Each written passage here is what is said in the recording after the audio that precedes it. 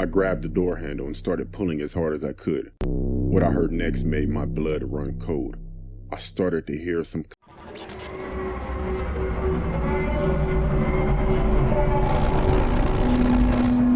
Nightmare Files.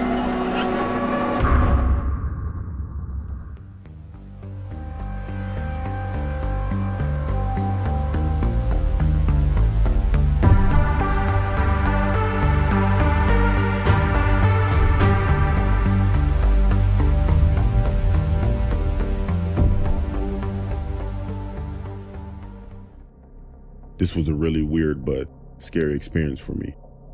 I worked at a morgue a few years back. I'd also like to mention that this was the last time I smoked weed. Just throwing that in there. Anyway, on my way to work, one day I smoked a blunt. I bought the weed from some random guy, not my usual person. Anyways, this was actually my first day out of training, and they trusted me to be by myself. It was around 2 p.m. when I got to work, and everything started off normal. I hated the smell of that place though. We had a good amount of bodies stacked up there, and I was working on one. I turned around for a few seconds while looking for a tool, and I heard a moan from behind me. I paused for a second and remembered that some bodies still have air in them, and the air continues to come out, and the bodies will still make noises and sometimes move. I gathered myself, turned around, and now the man on the table, his eyes were wide open, as if he were looking at me. I paused once again and told myself that this is normal. At this point, it's starting to get dark outside and it starts raining by coincidence. I know this sounds like a cliche horror story, but it really did happen. My anxiety was an all-time high, so I took a break.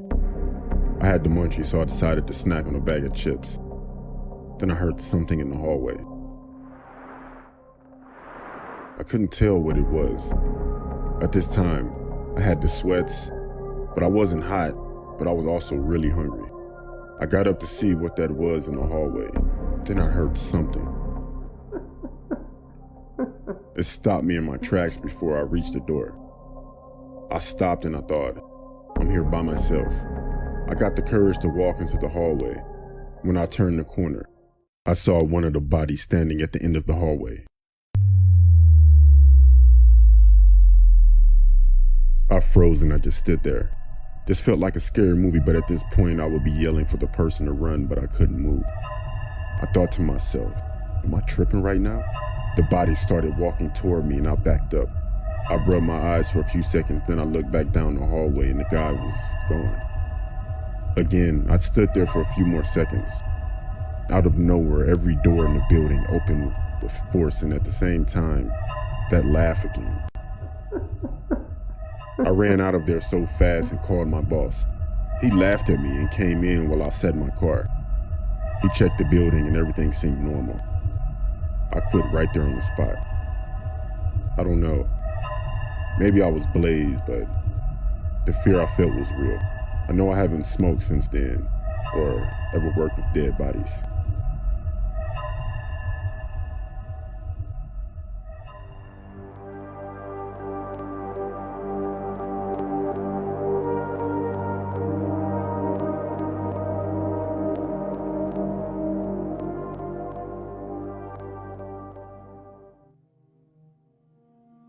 I got this great job working at a hospital. I really got to do something that I enjoy. Taking care of others has always been a passion of mine, but I work on one of the hardest floors, the cancer floor. We always have the same patients, and not a whole lot of them make it. This makes my job hard in a lot of ways. You could probably guess that I've seen my fair share of death since I started here. Anyway, I work the night shift, and at night it can be a little creepy when you have to go to the morgue. One night, me and a coworker were taking someone down to the morgue. Now, let me explain. Our morgue is a little freezer box that is in the basement, and it smells horrible. Plus, it has a ramp to get into it. So she and I wheel the body down there, and we push it up the ramp. And then we begin to argue over who is going to push the body inside. Of course, I lose, so I swing the freezer door open, and I push in the body. Then I slam the door shut.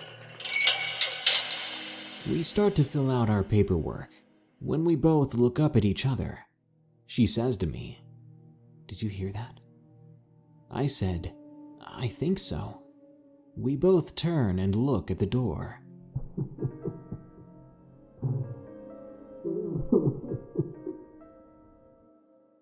The two of us got cold chills, and the hairs on our arms were standing straight up.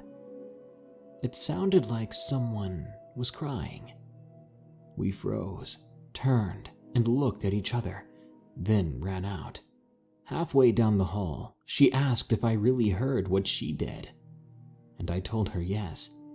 I really didn't know what to think, so I was telling one of my friends who is a nurse on our floor the story. She tells me that she has had similar things happen to her in the morgue. To this day, I will not go alone, and I always try to get out of going at all. We also have a tradition on our floor that when someone passes away, we open the window so the soul of that person is not trapped in the hospital to roam. I'm not making this up. It truly happened. If you don't believe me, I don't care.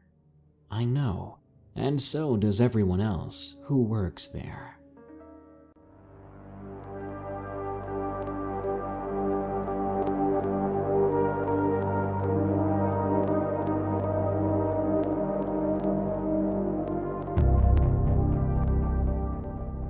This story took place about 3 years ago.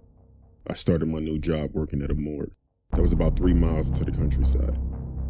For the first week, everything went fine. I got shown around the building, how everything works, and I understood my job. That was until I met the guy who used to deliver the bodies to the morgue. His name was Kenny. I first met him on the elevator. We shook hands and he made an inappropriate joke. He also stunk of smoke, had long greasy hair, bad yellow teeth, and a faded, poorly drawn tattoo of a snake on his forearm. My first thought that he was just weird. I figured I would only see him from time to time when he delivered the bodies. That wasn't the case, however, as he would come up into the building and talk to the staff. Apparently he had worked there for years and knew everybody. I asked a few staff members about him, and they kind of just shrugged him off as being eccentric. It was like I was the only one who saw through that. He would joke around with most people, but when it came to me, it was like he was a different person. The first time we met, he would make inappropriate jokes towards me. He would joke about the dead bodies that got delivered and make crude comments about the way the people died, and actually found it funny. One night, however, I was working on a body when I decided to take a little break. When I returned, I found the body was off the table and propped up against the wall. I almost had a heart attack. And then Kenny jumped out from the corner, screaming and grabbing my shoulder, shaking me violently. Then he stopped and laughed, telling me how good he got me, and my reaction was hilarious. This was the last straw, and I had enough and reported this to my superiors. My complaint was backed up by the footage from the CCTV cameras. The next evening, as I arrived into work, I saw Kenny walking down the corridor, and he didn't have his weird grin on his face. His look was much more disturbing. He looked furious, like he was a different person. He passed by me while giving me the worst stare I've ever seen. I was told later that he had been fired. I was a little bit surprised. I didn't know what they would do. I didn't know they were firing him exactly, but I was kind of relieved. That night, I finished work around 3 a.m. and got into my car to drive home. As soon as I pulled out, another car started up from across the parking lot and started to instantly tailgate me. Like I said, the building was located in the country, so there were no other cars on the road. At first, I didn't know who this was. I pulled over to see if the car would keep going, but as soon as I pulled over, the car slammed on its brakes. That was when Kenny came running out of his car and over to mine, yanking on the door handle as hard as he could, while banging on the window screaming for me to get out of the car. I thought he was going to rip the door off and kill me. I quickly started my car back up and drove off as fast as I could. I saw Kenny get into his car. For some reason, he didn't chase me. I'm not sure if his car wouldn't start or he just decided not to pursue me. Either way, I was relieved. I later informed my superior of what happened. I didn't find out what happened, whether the police were involved or what, but I never saw Kenny again after that. Thinking what might have happened if somehow Kenny did manage to open my door keeps me awake at night.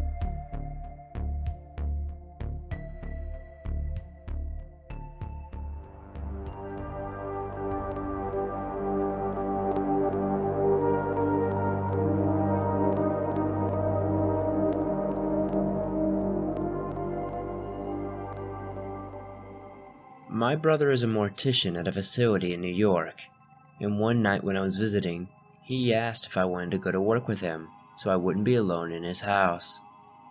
I reluctantly said yes. What's the worst that can happen, right? Boy, was I wrong. To start off with, this place was creepy as hell, dark and smelled funny. He said it was normal, and it was probably the smell of the formaldehyde, so I just ignored it. After a little time of chit-chatting and catching up, he told me that he needed to get to work, but that I could stay in the little adjoined office and watch some TV, and so that's exactly what I did for a little bit. The entrance to the morgue had swinging doors, and you could hear when someone was coming in or out of them. He came to check on me a few times, so I heard them. After a few hours of being by myself, I started to doze off, when the sudden sound of the doors woke me up. Expecting for my brother to walk in and greet me, there was nothing. Again, I started to fall asleep, and yet again, the loud doors went off. You couldn't tell if someone was coming in or out, but they kept on swinging and didn't stop. Thinking my brother was playing a joke on me, I got up and went to tell him to stop, but to my surprise, there was only a little girl standing there, playing by the doors, pushing them. "Hi," I told her. She looked at me and didn't say a word. One of the things that caught my eye was a pretty blue dress with a pink ribbon that she was wearing. "Your dress is pretty, and the bow makes it stand out." Again, no reply. She looked down and started to run the opposite way, towards a lonesome hall. I thought the kid belonged to another employee, so I went back to my chair and sat down. A couple of hours later, when my brother's shift was over, he finally woke me up to go back to his place. As we were driving, I started to tell him about the doors and the little girl with the cute blue dress and big pink ribbon. He slammed the brakes. "What the hell? Why did you brake?" "Tessa," he told me with a chilling look on his face. "Last night I did an autopsy on a little girl that drowned.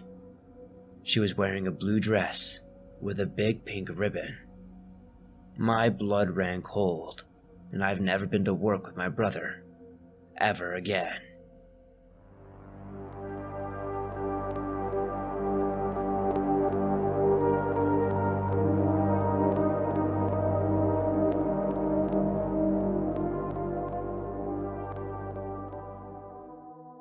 My name is Cody. I'm 27 years old, and this story happened 7 months ago. I'm a medical student, and a friend of my dad managed to get me a job working at a morgue. I thought it was a great opportunity as I was taking a gap year from my university and could use the learning experience and earn some money. When I told my friends about the new job, they all joked around saying morgues are haunted and all that kind of stuff. I didn't believe in the paranormal at all. That was until I experienced something at the morgue one night. We had a body delivered around 1 a.m. As usual, I started working on analyzing and writing up my reports when I heard a noise come from the other room. It wasn't my colleague, as he called in sick. The other people in the building were security, and they were downstairs. I let it go and I carried on with what I was doing. Less than 2 minutes later, I heard the same thing. I went to check it out and saw that there were 2 saucepans on the floor. The thing was, they were perfectly next to each other. I have no idea how they fell down, but the way they were next to each other was just too perfect. I picked them up, put them away, and carried on doing my work. When I went back into the room with the body, the head was now turned facing me.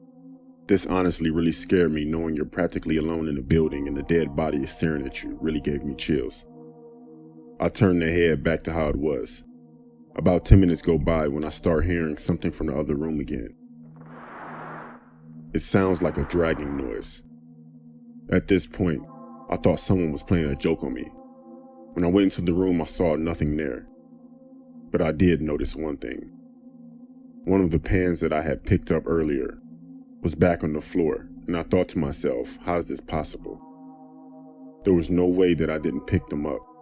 I decided to leave and get my work done. I was distracted at this point. I figured I'd take a break and make some coffee and eat some snacks.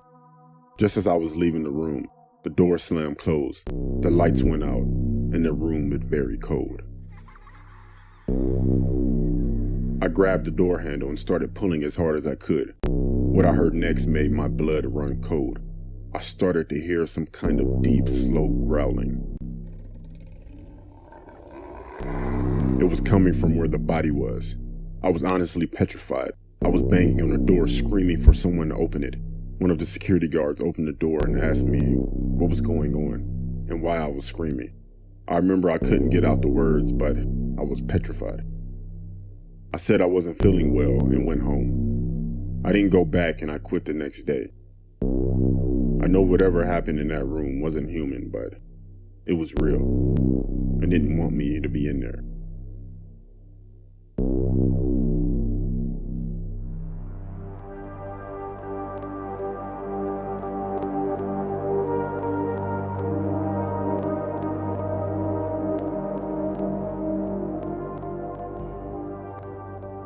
When I go to work, that is all for me.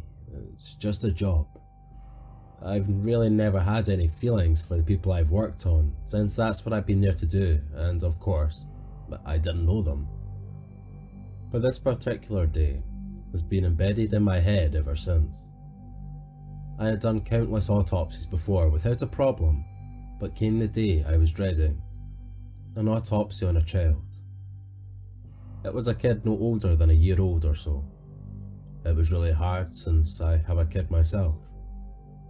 As I worked on him, I was getting ready to wrap things up. I turned around and standing right there was a woman sobbing. I assumed it was the mother and I told her she couldn't be there. I asked her how she got in, but no response. She left the room and a few minutes later another body came on the stretcher. It was the woman I had just seen. I guess she wanted to make sure the baby was okay. To this day no one believes me, but I know what I saw.